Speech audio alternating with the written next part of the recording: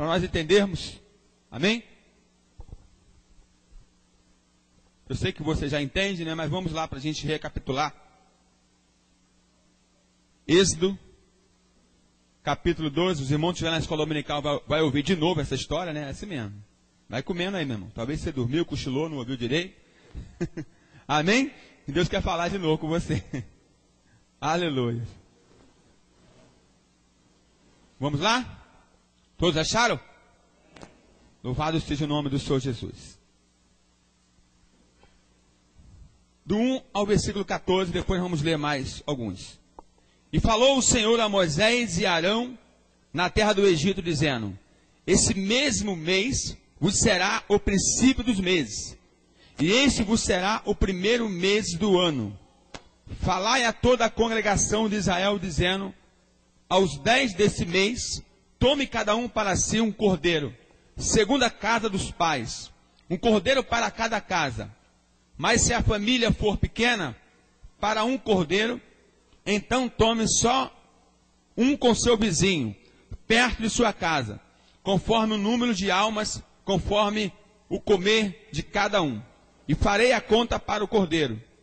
O cordeiro ou cabrito será sem mácula, um macho de 1 ano, o qual tomarei das ovelhas ou das cabras, e os guardarei até o 14º dia deste mês.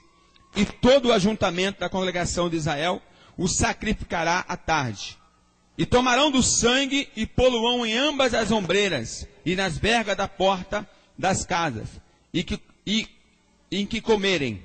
E naquela noite comerão a carne assada no fogo, com pães asmo, com ervas amargosas, e a comerão. Não comerei dele nada cru, nem cozido, em água, senão assada ao fogo. A cabeça com os pés e com a fressura. E nada dele deixareis até pela manhã, mas o que dele ficar até pela manhã, queimareis no fogo. Assim, pois, comereis os vossos lombos, e cingidos os vossos sapatos dos pés, e o vosso cajado na mão, e os comereis apressadamente. E esta é a Páscoa do Senhor. E eu passarei pela terra do Egito essa noite, e ferirei todo o primogênito na terra do Egito, desde os homens até os animais, e sobre todos os deuses do Egito farei juízo, eu sou o Senhor. E aquele que vos será por sinal nas casas em que estiveres, vendo eu o sangue, passarei por cima de vós, e não haverá entre vós praga de mortandade, quando eu ferir a terra do Egito. E esse dia vos será por memória, e celebrar-vos-eis por esta festa ao Senhor, na vossa geração, o celebrareis por estatuto perpétuo. Resumindo, aqui está o início da Páscoa. Dessa maneira que você está vendo aqui. Agora vamos lá para o capítulo 17. Vamos até o versículo 17. Louvado seja Deus. Para a gente entender mais um pouquinho.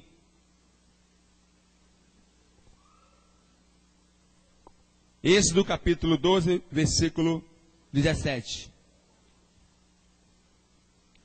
Guardais, pois, as festas dos pães asmos, porque naquele mesmo dia tirei vosso exército da terra do Egito, pelo que guardareis esse dia nas vossas gerações, por estatuto perpétuo.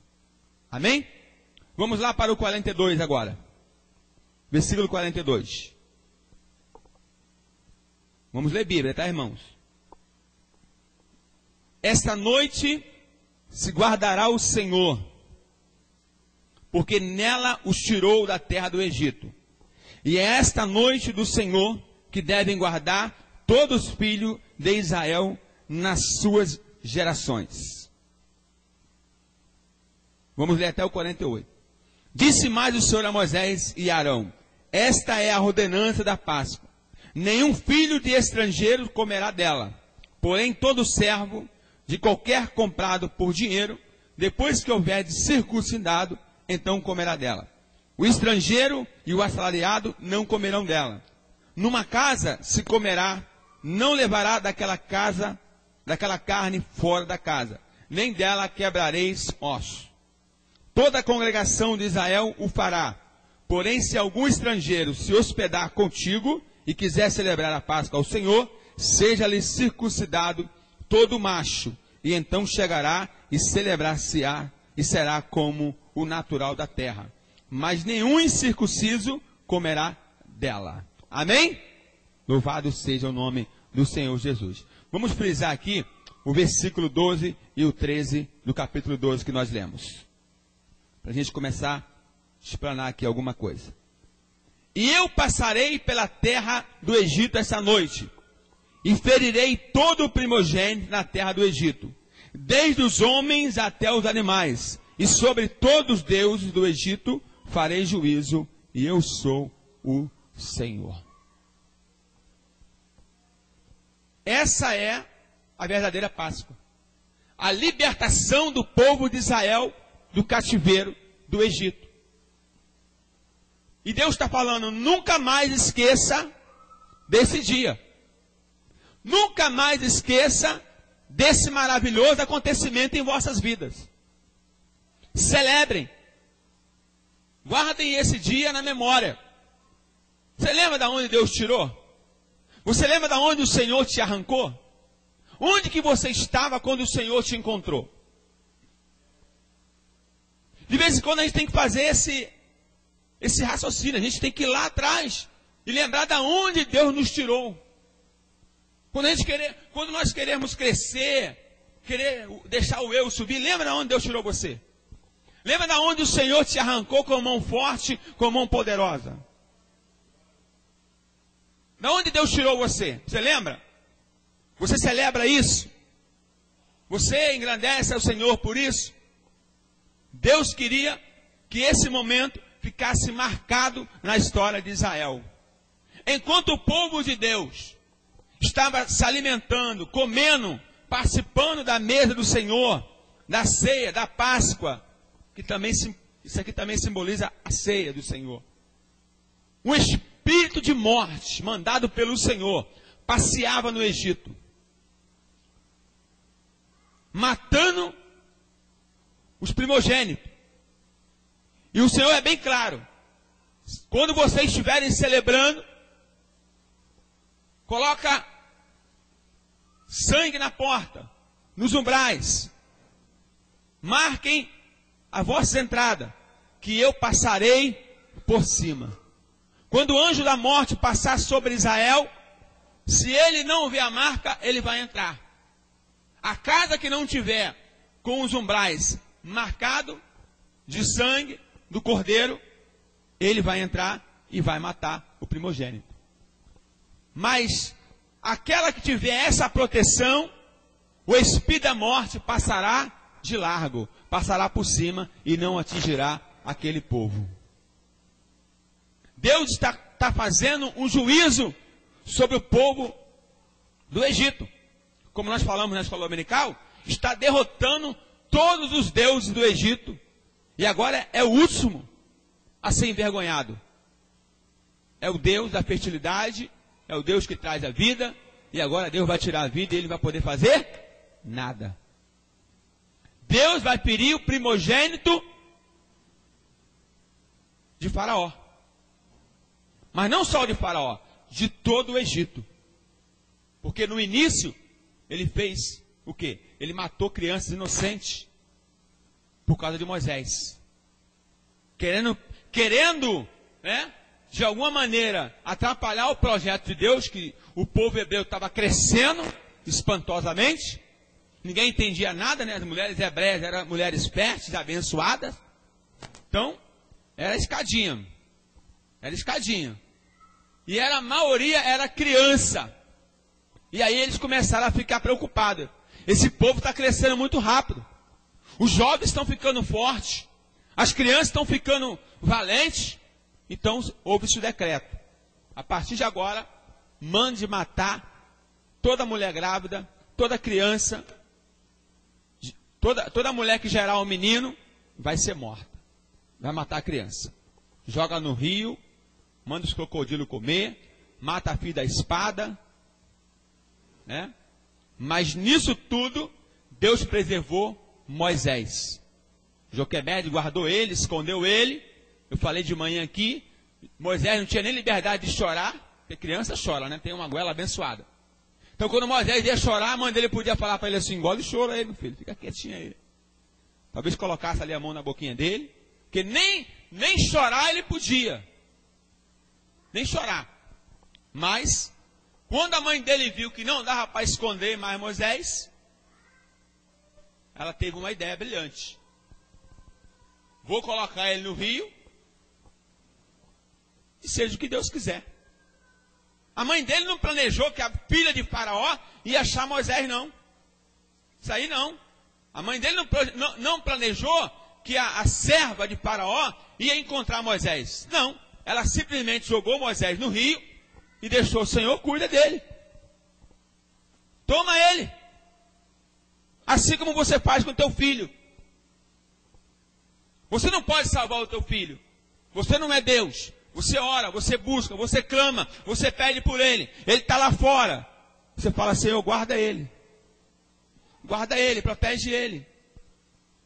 Só o Senhor pode tomar conta dele. Só o Senhor pode guardar o meu filho, a minha filha, o meu marido, o meu esposo, a minha esposa. Só o Senhor pode visitar eles. Toma eles. Aquela mãe, ela confiou na proteção de Deus. E a palavra do Senhor diz que quando ela joga Moisés no rio, na Jesuicidência, na hora em que a filha de Faraó está tomando banho com as suas serviçais, Moisés passa num barquinho feito pela mãe. E aí Moisés resolve dar aquela chorada, sabe? Aquele grito especial. Ninguém está incomodando ele.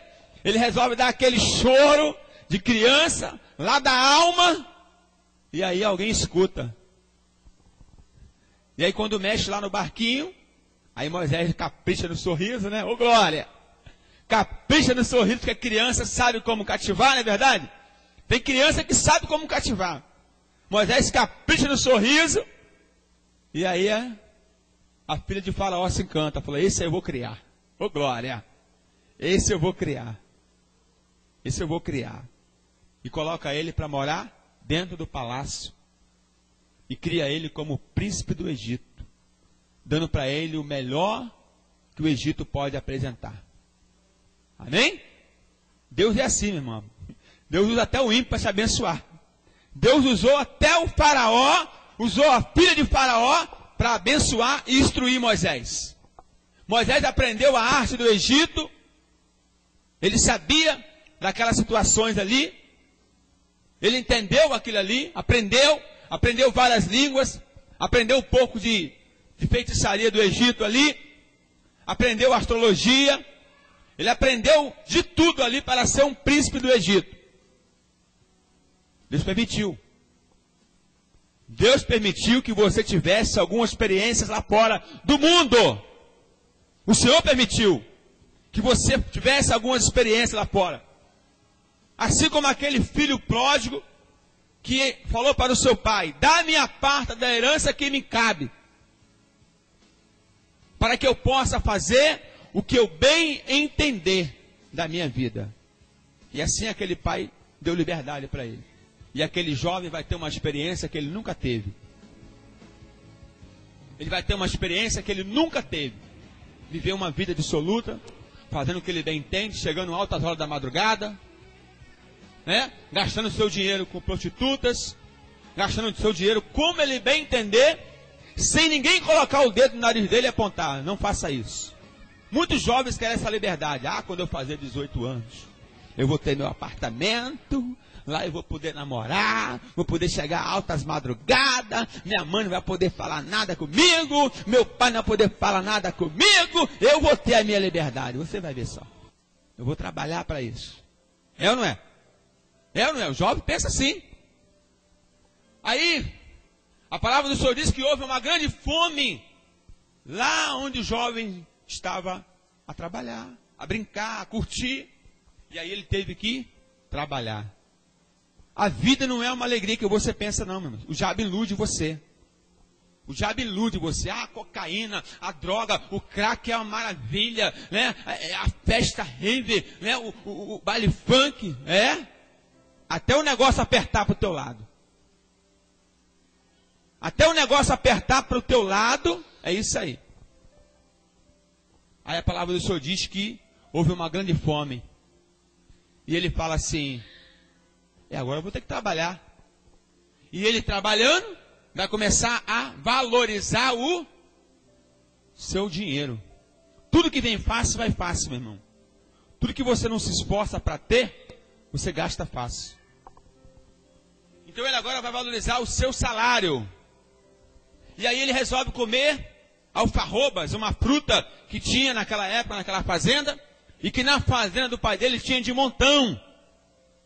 Ele vai comer uma fruta daquela, assim como hoje você trabalha numa empresa onde tem vários computadores, mas lá você é limitado a entrar na internet, você não pode, porque você está trabalhando lá, é o seu trabalho.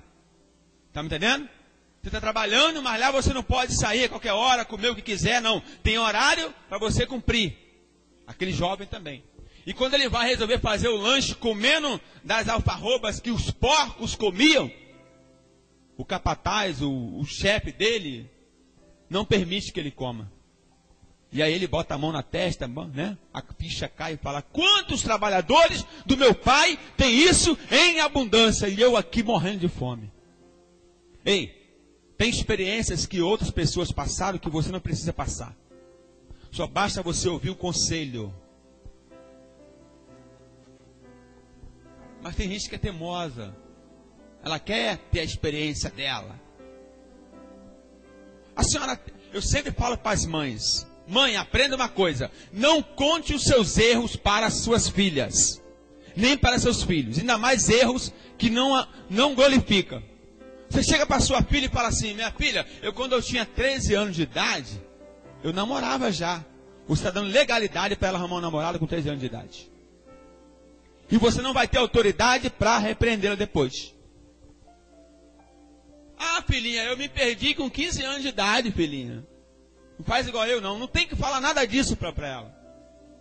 Você tem que falar as coisas boas. Ah, minha filha, eu comecei a beber com 12 anos de idade. Para que tu vai falar isso para tua filha, para o teu filho? Para quê? E a palavra do Senhor diz que esse jovem, ele resolve voltar para a casa do pai. Eu não sei porque que o Senhor entrou nesse mérito, amém? Deus fugiu um pouquinho aqui, mas deixa eu trabalhar. Fugiu. Agora ele quer voltar para a casa do pai. Ele fala assim, voltarei para a casa do meu pai, da onde eu saí. Vamos botar assim, da onde eu nunca deveria ter saído. Ele começa a sentir saudade do pai, da casa do pai, falando para ele, meu filho, não faça isso. Meu filho, vá dormir mais cedo. Meu filho, larga esse computador. Minha filha, não fica até tal hora no computador não, filha. Vem dormir, amanhã você tem escola. Amanhã você tem trabalho, filho. Amanhã você tem estudo. Ele começa a lembrar disso tudo. Quantas pessoas adultas aqui, depois que quebraram a cara, me perdoe a palavra, começou a sentir saudade dos conselhos do papai e da mamãe. Ah, se eu tivesse ouvido minha mãe. Bem que minha mãe falou para mim não fazer isso. Bem que minha mãe falou, e mãe, ela tem um dispositivo, ela tem um sensor de alerta que foi dado por Deus. Se a sua mãe chegar a olhar para o teu namorado e falar assim, ó, sei não, hein? Começa a dobrar a oração. Se a tua mamãe olhar para o teu namorado, minha mãe, eu trouxe meu namorado, esse aqui vai ser o homem da minha vida. Se ela falar assim, sei não, você começa a dobrar a oração, mano. Porque ela já viu algo que você não viu. Você está cega, está apaixonada, está amando demais. Então quem ama não vê defeito, não é verdade? Quem ama não vê defeito. Então quem está de fora, enxerga. A mesma coisa é ao contrário. Se você levar sua namorada para apresentar a mamãe, e a mamãe falar assim, filhinho, dobra a oração. Dobra a oração porque o negócio é sério. Então, irmãos, a gente está aqui falando sobre isso. Deus permitiu que Faraó cuidasse de Moisés. Como Deus permitiu que o mundo te desse algumas experiências ruins. Para que você pesasse na balança. Vale a pena continuar? Vale a pena continuar? Porque Moisés teve que pesar na balança isso. Depois. Entre ser filho da filha de Faraó, príncipe do Egito, ou sofrer no deserto, passar fome, junto com o povo de Deus. Parece uma troca boba, né? Se privar de liberdade. Isso é a proteção de Deus, meu irmão. Isso é Deus te guardando. Voltando aqui. Depois que Deus ele dá a sentença para os outros deuses do Egito, ele começa a preparar o povo para a liberdade. Eita glória! Deus quer te libertar nessa noite, meu irmão. Deus quer te dar a liberdade nessa noite. Deus quer, eu não sei onde você está preso ainda, não sei o que te prende lá fora ainda, não sei o que você ainda está preso lá no mundo ainda, mas Deus quer te dar liberdade hoje. Deus quer arrancar você de lá de uma vez por todas. Na época da Páscoa, assim como o Natal, assim como a Páscoa, tem muitas tradições humanas que tentam nos afastar do verdadeiro significado desta festa. Assim como tirar o nosso foco daquele que nos dá o significado das celebrações, como nós falamos no início, o ovo da Páscoa. Da onde que tiraram o ovo da Páscoa? O que o ovo da Páscoa tem a ver com Jesus Cristo? Nada. É comércio. Não te lembra Jesus em nada. Não é verdade ou não é? Não lembra. Não te lembra. Como nós falamos no início do culto, isso foi a ideia do rei Eduardo. Guarde isso aí. O rei Eduardo lá na França, querendo agradar seus convidados, as realezas, ele dava ovos banhados de ouro, com pedras preciosas. E aí, alguém deu de brasileiro. Tudo que brasileiro vê quer imitar. E agora todo mundo imitando aí, ó. Tudo quanto é país agora está dando ovo de Páscoa. Por que não dá de ouro? Igual ele deu. Hã? Quem não queria ganhar um ovo de ouro aqui? Quem não queria? Todo mundo, né? Mas agora está dando ovo de chocolate. Quem deitou o cabelo com isso foi quem? As empresas, né? A garota lá está rindo à toa. Né? A fábrica de chocolate, ó. E vai tirar isso agora para tu ver. Mexe com isso aí para tu ver uma coisa. A mesma coisa é o Natal. O Natal é o nascimento de Jesus. O que acontece? Troca de presente. Uma falsidade terrível. O ano todo as pessoas não se falam, não se bicam. Quando chega no Natal, um abracinho. Feliz Natal. É ou não é? Uma falsidade terrível.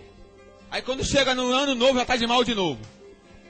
Já aconteceu alguma coisa, no ano novo já está de mal. Aí só no outro Natal que vai reconciliar. Aí quando chega a festa do Natal de novo, aquele peru, aquela comida, tudo farto, aquele monte de hipócrita na mesa. Verdade. Aí quando dá meia-noite, né? Vou ter que abraçar ela agora, né? Vou ter que abraçar, não tem jeito. Não vou comer do pernil. Irmão. E o verdadeiro significado do Natal fica de fora. Assim também como a Páscoa fica de fora. Qual é o foco? O coelho da Páscoa. O que o coelho tem a ver com Jesus Cristo? Nada. Mas qual é o foco? O foco é as criancinhas. Por que não colocaram o cavalo da Páscoa?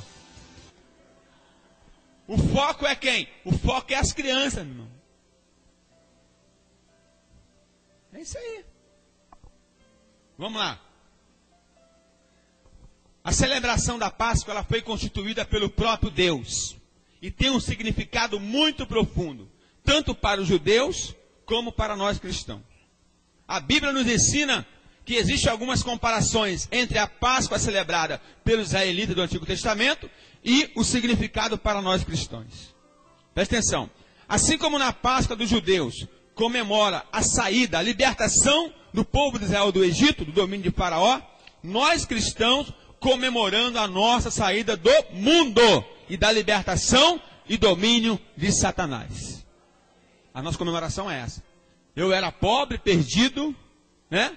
Mas Jesus me resgatou, me libertou, me arrancou daquele mundo que eu vivia. Me arrancou de um charco de lodo, do mundo pecaminoso, de uma podridão, e me trouxe para a liberdade. Essa é a nossa comemoração. Essa é a nossa comemoração. Nada a ver com o ovo de Páscoa. Quer comer ovo de Páscoa? Come amanhã, come semana que vem. Toda hora tem para você comer. Mas a tua comemoração é essa. Obrigado, Senhor, porque o Senhor me libertou. Onde eu estaria? Talvez estaria até morto. Né? Morto sem Jesus. Onde que eu estaria se o Senhor não tivesse me pegado, me amado, tivesse me resgatado do mundo para a tua maravilhosa luz? Aonde eu estaria?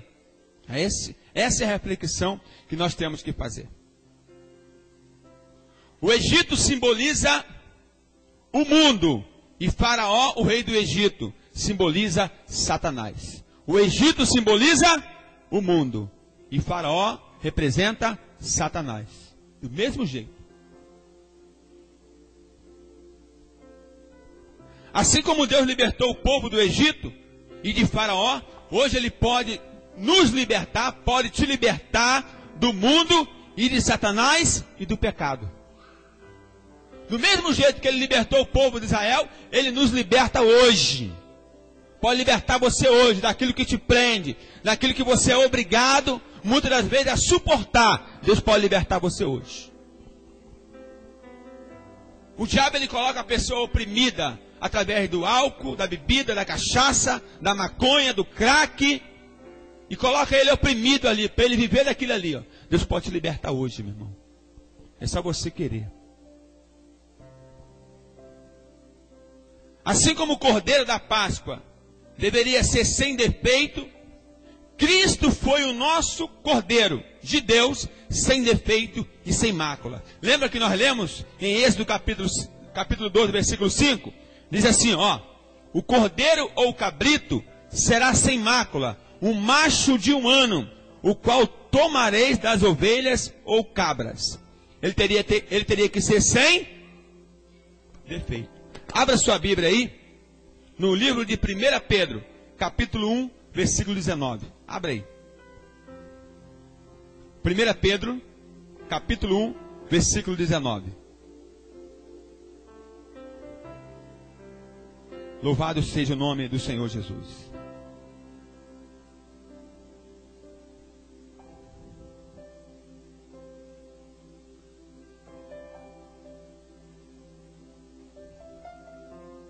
Abra aí. 1 Pedro, capítulo 1, versículo 19. Diz assim a palavra do Senhor: mas com o precioso sangue de Cristo, como de um cordeiro imaculado e incontaminado. Jesus Cristo, Ele é o cordeiro precioso, imaculado, sem defeito. O castigo que nos traz a paz estava sobre Ele, meu irmão.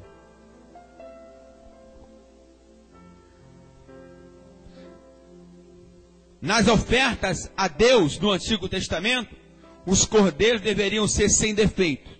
Hoje também devemos oferecer as nossas ofertas ao Senhor sem defeito. Ou seja, o melhor que pudermos ofertar financeiramente, o nosso tempo, o nosso serviço, enfim, a nossa própria vida. Como o pastor leu aqui. Quer fazer alguma coisa para Deus? Faça agora. Porque depois da morte não adianta. Faça agora. Depois que morrer não adianta. Depois que morrer não adianta fazer oração. Senhor, coloca ele no lugar melhor. Não adianta não. Tem que fazer agora. Alguém aqui, você tem medo de alguma coisa? Pergunta para o teu irmão. Você tem medo de alguma coisa? De que você tem medo? Fala para mim 3 pessoas aí. Você tem medo de quê? Fala aí, uma pessoa. De quê? Tem medo de quê? Vamos, gente. Tem medo de morrer? Amém. A segunda, tem medo de quê? Vamos lá, mais uma. Tem medo de quê? Perder salvação. Mais uma, mais uma. Bora, mais uma, gente. Mais nada? Enfermidade? Amém. Por exemplo, tem pessoas que têm medo de andar na roda gigante. Quem tem medo? Levanta a mão. Olha quantas pessoas têm medo na roda gigante. Coisa simples, né? Tem medo também? Tem pessoas que têm medo de andar em elevador. Quem tem medo de andar no elevador aqui? Levanta a mão. Elevador. Aí. Tem pessoas que têm medo de andar naquele negócio, naquela cadeirinha que roda. Qual é o nome daquilo? Que eu não sei. Você tem medo? Aí, tem medo. Tem gente que tem medo de andar de avião. Quem tem medo de andar de avião aqui? Levanta a mão. Aí. Mas quando você vê que alguém já andou, presta atenção, isso aqui é mistério. Você está rindo, mas é mistério. Quando você percebe que alguém já andou de avião e fala assim, ih, tem medo não. É legal.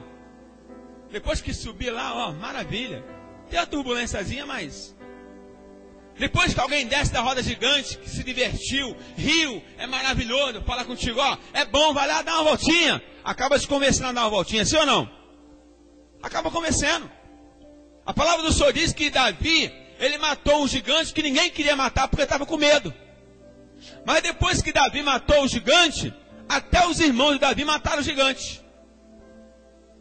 Eles aprenderam que gigante morria. Ô glória! Deus é tremendo, gente. Tudo que você vê alguém fazer, você quer fazer. Agora, quando ninguém nunca fez, você não quer fazer. Por exemplo, eles estão para lançar agora aí um avião, um protótipo, um avião que vai levar o ser humano para uma viagem espacial. E o primeiro voluntário é o dono da nave, que ele quer mostrar para o pessoal que é seguro. Então ele vai ser o primeiro aí. Ô glória, tá ligado? Então quando você tem medo de alguma coisa, alguém fala assim, ó, pode amansar o leão aqui, ele não morde não. Aí você fala, o que é isso? Amansar o leão, pá? Não, mexe no cachorro, não morde não, aqui ó, eu faço carinho nele. Imagina alguém mexer no pitbull. Alguém fala assim, ó, pode mexer, ele não morde não. Aí você vê a pessoa fazendo carinho, você acaba perdendo medo e fazendo carinho também, é ou não é? Você falou que tem medo da morte, sim ou não? Quem falou que tem medo da morte aqui? Jesus já foi na morte e já venceu ela. E ele está falando para você assim, não temas a morte. Eu já venci ela, e se eu venci, você pode vencer também. Está temendo a morte, por quê, meu irmão? Jesus já venceu a morte. Ele já passou por lá, ele sabe como é que é, e ele fala, não temas, porque eu venci a morte. Depois que ele venceu a morte, os discípulos não tiveram mais medo de morrer.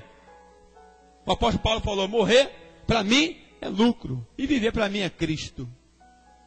Tanto faz ficar vivo pregando a palavra ou morrer, porque ele viu que meu Jesus venceu a morte, eu posso vencer também. Ô glória! É assim, isso é a Páscoa. Amém? Ele está vivo. Essa morte que você teme, ele já venceu. Nós pregamos no presídio, e de vez em quando alguém quer nos intimidar. Fazemos um trabalho. A pessoa quer nos intimidar. Então fala a seguinte palavra para eles. Olha, a palavra do Senhor diz que chegará um tempo que qualquer um que matar um servo de Deus estará fazendo um favor para ele. O cara fala, como é que é? Eu falei, é verdade. Já pensou? Uma pessoa te mata, você fazendo a obra de Deus, Deus fala para ele assim, obrigado, hein? Esse é meu. Por favor. Entendeu isso? É desse jeito. Então só quem tem essa segurança é quem tem Jesus. Quem não tem, tem medo da morte. Mas quem tem Jesus é aquele que já andou, amém? Na roda gigante da morte, no avião da morte, no carrossel da morte. Não, pode ir, é tranquilo. Já passei por aí, eu sei como é que é. Ô glória! Lavando o pé, Benácia. Aquieta teu coração. O apóstolo fala assim, ô morte, onde está o teu aguilhão? Onde está a tua vitória? O meu Jesus te venceu. É forte, né, irmão?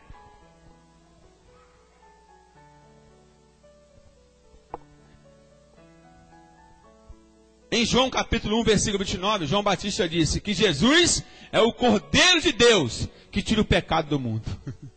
Lembrei de um amigo meu agora, estava no congresso, toda vez que eu chegava lá com a pastora, eis aí os Cordeiros de Deus. né?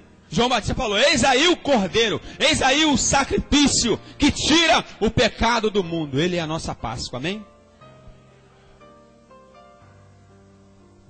Êxodo capítulo 12, versículo 6 diz assim, ó. Coloca aí, pastora. Versículo 6. 6. E guardareis até o 14º dia deste mês, e todo ajuntamento da congregação, e Israel o sacrificará à tarde. Que hora que Jesus morreu? Que hora? 3 horas da tarde. Eita glória, hein? Meu irmão, a Bíblia, o Antigo Testamento é figura para o Novo Testamento. O Antigo Testamento, ele aponta para o Novo Testamento. Assim como o cordeiro deveria ser imolado, morto, sacrificado, Cristo é o nosso cordeiro pascual. Foi imolado, morto, sacrificado, como nós lemos aqui. 1 Coríntios capítulo 5, versículo 7. Coloca aí, pastora. Me ajuda aí. Rápido no gatilho aí. 1 Coríntios capítulo 5, versículo 7. Presta atenção que isso aqui é profundo, hein? Limpai-vos do fermento velho, para que sejais uma nova massa, assim como estáis sem fermento, porque Cristo é a nossa Páscoa, foi sacrificado por nós. Você pode dar um glória para Deus? Pode dar um glória para Ele, meu irmão? Louvado seja Deus. Glória a Deus. Você lembra a ordem que foi dada no versículo 46 do capítulo 12? Vamos lá, pastora. Êxodo capítulo 12, versículo 46. Qual foi a ordem que foi dada?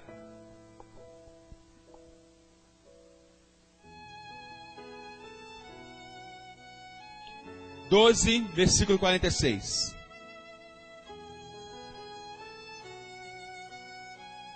Presta atenção.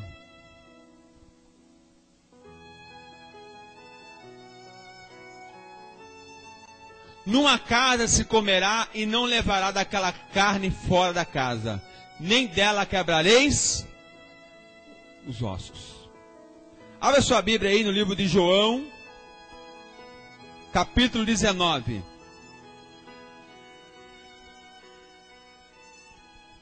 Evangelho de João, capítulo 19. Já estou caminhando para o fim, amém? Louvado seja Deus. João capítulo 19, versículo 33. 33.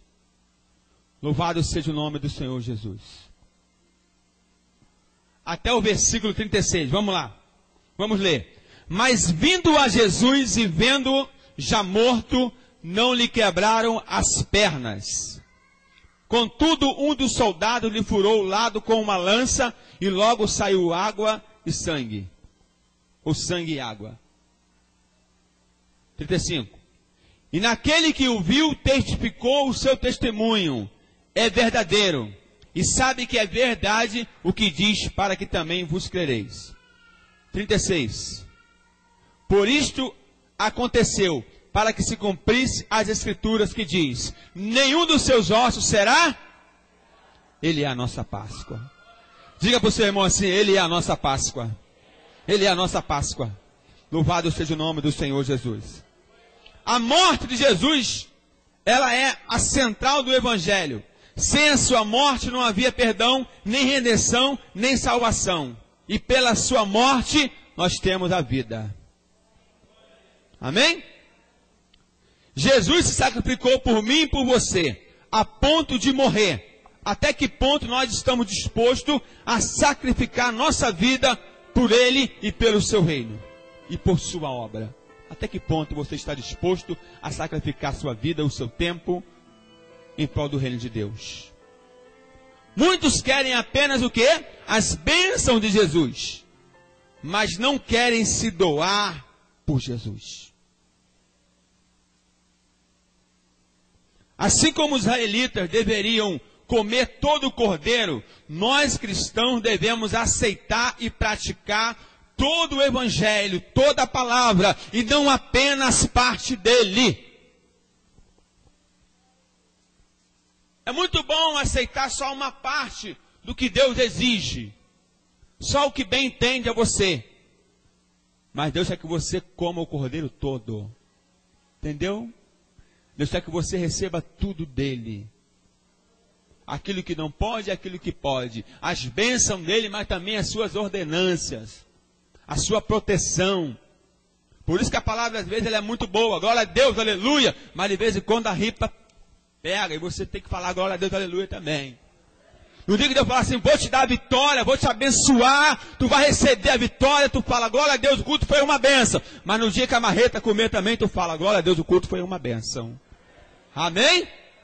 Quando a palavra confrontar o seu pecado, mandar você sair do pecado, mandar você sair do erro, você continua falando, a palavra foi uma bênção. Que glória. Você conhece o remédio chamado Buscopan? Quem conhece? É gostoso, né? Bom? Quem gosta de Buscopan? Mas ele faz efeito, sim ou não?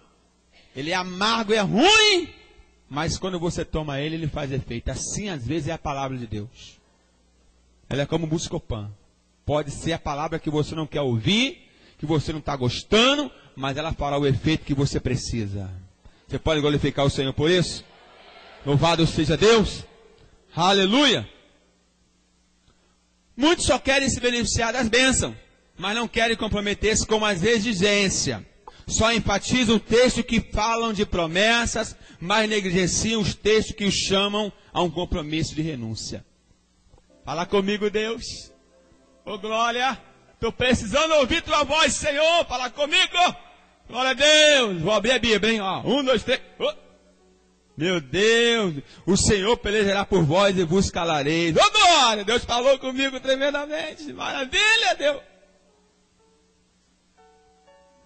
Fala comigo, Deus. 1, 2, 3. Arrepende-te do mal, porque em breve virei contra ti. Não, não é para mim não, é para a vizinha. É ou não é? A gente escolhe o que Deus quer falar para a gente. A gente quer escolher, como se a gente estivesse no self-serve, né? Não, meu irmão. É o que vim. Pergunta para o teu vizinho, você tem comido o evangelho todo? Ou somente parte dele? Pergunta aí, pergunta. Assim como os israelitas deveriam celebrar a Páscoa, as presas preparadas para partir, nós cristãos devemos viver preparados para se encontrar com Cristo. Amém? A cada dia nós somos aperfeiçoados para encontrar com o Criador. Louvado seja Deus. Os pães asmos, as ervas amargas, significa a mesma coisa. O pão asmo, sem fermento, servia para relembrar os israelitas da sua apressada partida do Egito, quando sem esperarem que o pão fosse levedado. Levaram consigo o fermento, as suas amassadeiras, cozendo o pão, quando já estavam em peregrinação. As ervas amargosas não foram chamadas por seus nomes individuais, mas certamente incluíam alface, a chicória, a salsa, o agrilhão, o pepino, o rábano, o silvestre, sendo facilmente preparados. Relembravam os israelitas do que sofreram. Ou seja, era amargo, né? Vocês sofreram, o negócio foi complicado. Você lembra como é que você sofreu? O diabo te lembra como é que você sofria? O diabo ele é tão inteligente que ele não te lembra o quanto você sofria lá fora. Ele te lembra alguma coisa superficial. Ah, o carnaval. Que tempo legal. Né? Mas ele não te lembra como você estava sofrendo. Ah, aquele baile, eu conheci aquele rapaz. É? Mas você lembra quando ele te fez sofrer? Hã? Isso o diabo tira da memória, não é verdade? Você lembra como você foi humilhada? Ele tira da memória isso. Assim como o sangue do Cordeiro livrou os israelitas da praga destruidora, o sangue de Cristo sobre a nossa vida nos livra e nos protege de todo mal. Amém, igreja? O sangue de Jesus, ele tem poder. Clame pelo sangue de Jesus sempre que necessário. Satanás não resiste ao poder do sangue de Jesus. Assim como os israelitas deveriam celebrar a Páscoa como estatuto perpétuo, nós cristãos devemos celebrar essas verdades para sempre. Jesus disse na ceia: fazei isto em memória de mim. A ceia é para você lembrar de onde você saiu. Jesus instituiu a Santa Ceia para que nós estivéssemos sempre relembrando dessas verdades, da importância e de se participar da ceia do Senhor. Assim como os estrangeiros incircuncisos não podiam participar da Páscoa, aqueles que ainda não nasceram de novo, não foram batizados, não devem participar da Santa Ceia. Olha que tremendo. Assim como a circuncisão era um sinal de aliança no passado, o batismo nas águas é sinal de aliança com o Senhor Jesus Cristo hoje. Assim como na circuncisão era o rito de entrada para o povo de Deus no passado, hoje o batismo é o rito de entrada na igreja de Jesus. Louvado seja Deus. Quem não se sente preparado para se batizar, também não está preparado para participar da ceia do Senhor. Pergunta para o teu irmão: você já nasceu de novo? Já nasceu de novo? Eu termino aqui. Eu quero convidar aquele coral de novo para nós louvarmos aqui de novo, aquele lindo. Alabando Kebenas. Louvado seja Deus. Nós vamos encerrar esse culto aqui com alguns louvores, celebrando a nossa festa, amém, maravilhosa.